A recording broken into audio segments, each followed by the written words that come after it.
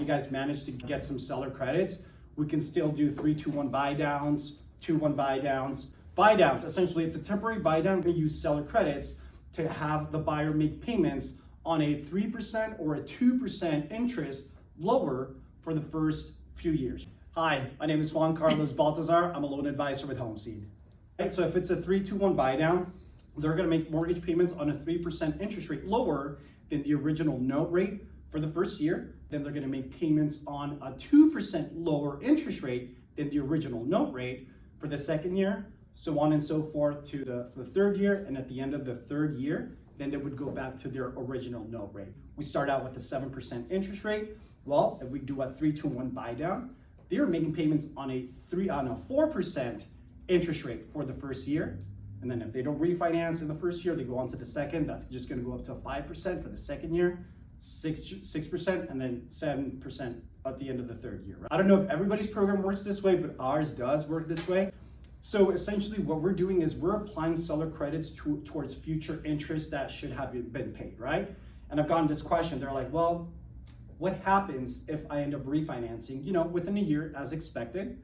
What happens with all that excess money that we got from the sellers, right? Because we're not going to use up all that money in the first year, right?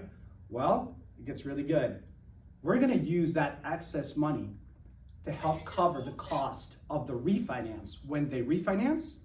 And in addition to that, we will most likely have more money left over. We will use the remainder as a payment towards the principal. So we will do a principal reduction. So just keep this in mind, because right now I know that we're starting to get, the market's very hot, right? So if you're starting getting into a situation where you're gonna be getting some negotiations going, don't focus too much on asking them for a price reduction. Get seller credits. We can do way more with seller credits. And besides, it's better to do it that way. It's gonna get them a much lower payment right out the gate. And we're still gonna refinance in a few months. So it's not the end of the world if they just get a higher rate for a little bit of time. So the maximum seller credit is actually gonna vary depending on finance program and depending on down payment. For example, if you're doing a conventional loan and they're doing less than 10% down, they can get seller credits is gonna be 3%. But if they're doing 10% to 25% conventional financing, they can get 6% of the purchase price in seller credits. And if they happen to do more than 25% down payment, they can get 9% of the purchase price back in seller credits.